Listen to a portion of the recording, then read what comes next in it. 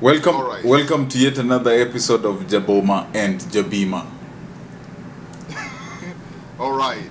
So this is where we discuss nets that are worth talking about, especially in the NBA. Yes, So without much further ado, team, yes, we have an elephant in the room that we need to discuss about.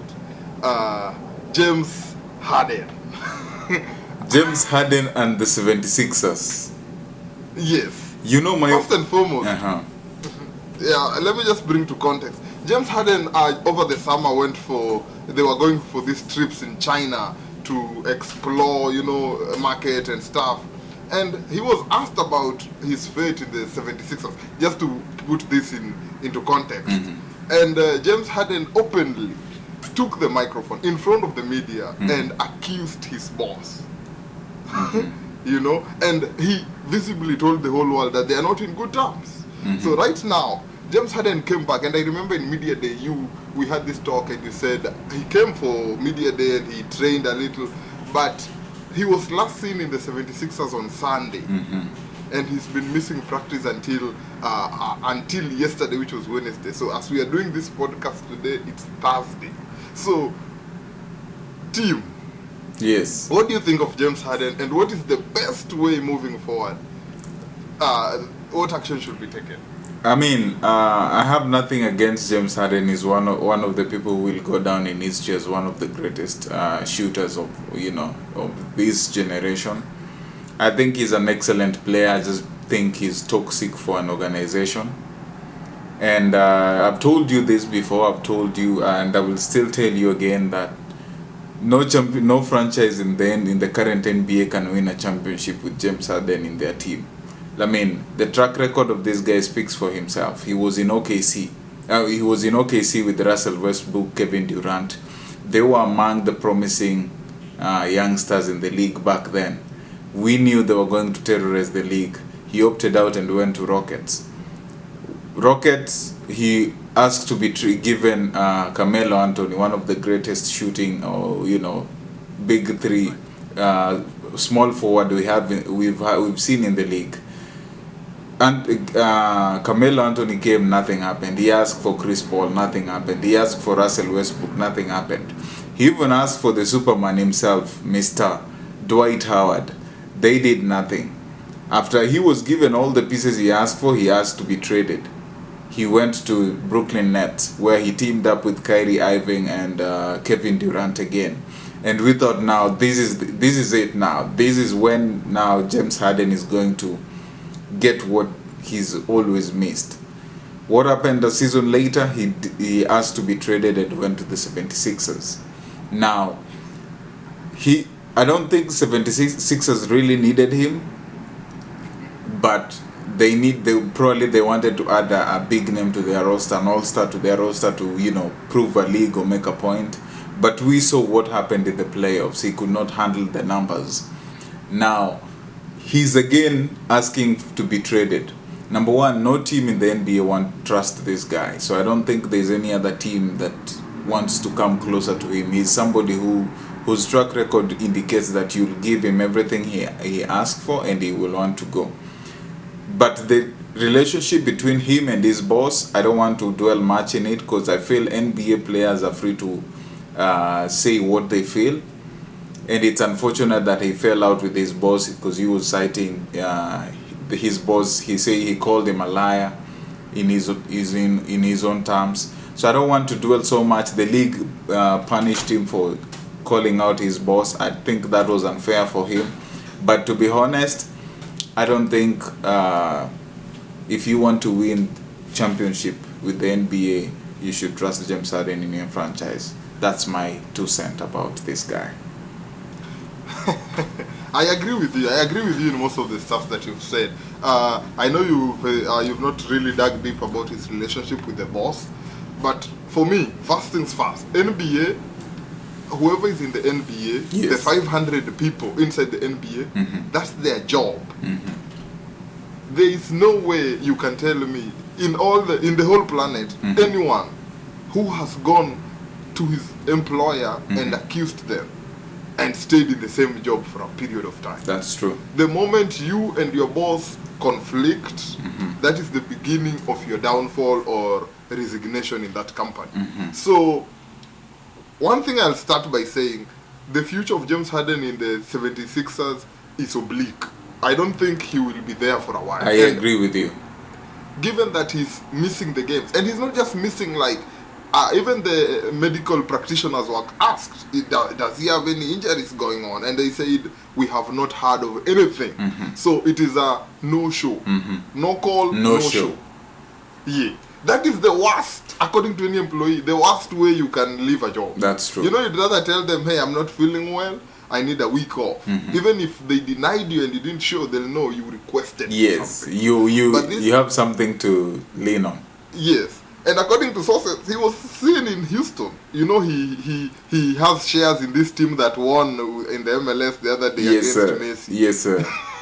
Yeah, so he's focusing over there. But then, I also heard he's looking to go into he's trying to trade with the Clippers, who are like the only team who might consider his trade. Because all the other teams are not even giving any offers right now. So this guy is in a place where I think his career might be in a very tricky situation. You know, he might. I'm looking at him right now, and the way the way everything is surrounding him right now, I feel like he's in the category of what's this guy's name from Memphis? Ja Morant. No, not Ja Morant. This guy who asked LeBron to give him 40.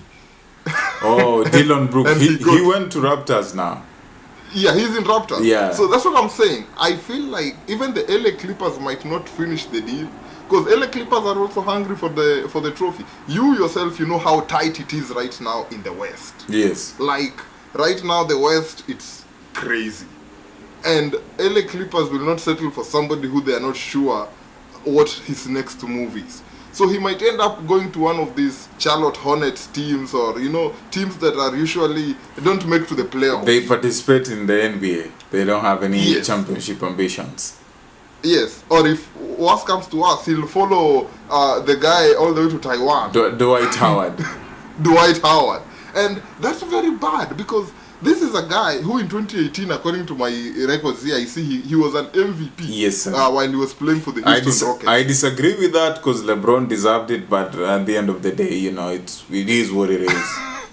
Yeah, as much as, many things happen, but when history is written, they will never say LeBron deserved it, but he got it. He has, but I'm also concerned looking at it, because that's the only time he got MVP. And from there, his career has just been on the downhill. Like, all the teams he went to, like Brooklyn Nets, nothing much came out of it. Philadelphia, nothing. So, it begs, a lot of questions can be asked about it. Yes. So, my take, I feel like James Harden should publicly apologize. Not apologize. Meet up with the boss and publicly declare their stand.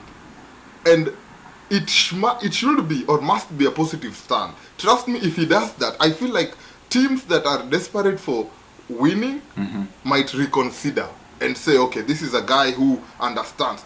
Right now, the reason people are even thinking of reconsidering Ja Morant's suspension, he is coming out and trying to apologize in the open. That's why you see people are like, okay, maybe 25 games is too much. Harsh. Let's do 15. Yes. Yeah. But this guy, he's just so stern. He's not changing his mind. And you know, sometimes you just have to stoop low and tell people, yo, you know what? This is what happened. We have our differences. Yes. Everybody. The cost is bigger than you. But exactly. But what do you expect of a guy who lost in the playoffs? Yeah. He lost the same night he lost in the playoffs. I think he was playing against PG. They were playing against... there's a game he lost in sometimes back in the playoff when they were poised to go win the championship, and then that same night he was at a strip club. I mean, James Harden is always about James Harden and not anybody else. So I'm not surprised by this guy. I won't be surprised if if 76ers really want to compete this season, they should let him go. Because he already asked for it long time ago. I don't know what they're waiting for. I totally agree. I feel like it is the time for Mr. Tyrese Maxey to step up. Step up. It is his time to show people that, yo, I got you. This is the game. And I'm sure if Embiid stays and they're with Tyrese Maxey, there is some hope for the 76ers. That's they true. can be at least the top 3 That's in true. the East. That's true. If they focus. But if they're concerned about this one guy who they are not sure about, because trust me, with his attitude already, I'm sure if he gets to the team, it won't be 100%. I'm sure even there are some teammates who will be like, man, I'm saying every day, this guy is a no show, no call, no show. Yes, sir. And he wants to get a position. He's bringing it will create a lot. He's bringing an energy to the dressing room. I agree with you. I think it's high time this is an opportunity for Tyrese Maxey. He can even be in the All-Star come February next year. Exactly. Yes, sir. That's said and done. I think that's my 2 cents for James Harden. I agree with you. I hope he comes to his senses, calms down. You see, even Kyrie Irving, when he had all these controversies around him, eventually, after he came down and explained to people what's going on, the Dallas Mavericks took him in. We forgot even what happened, man. Nobody talks about it anymore. Exactly. But him being, silence is the loudest. I don't know if you've ever heard that. When you're silent, nobody knows why you're not doing and what it's you're the best supposed to answer as well. That's the loudest. People will be like, okay, this guy doesn't want to be here anymore. Yeah. And if you say, oh, that's not what I meant, well, you didn't say nothing.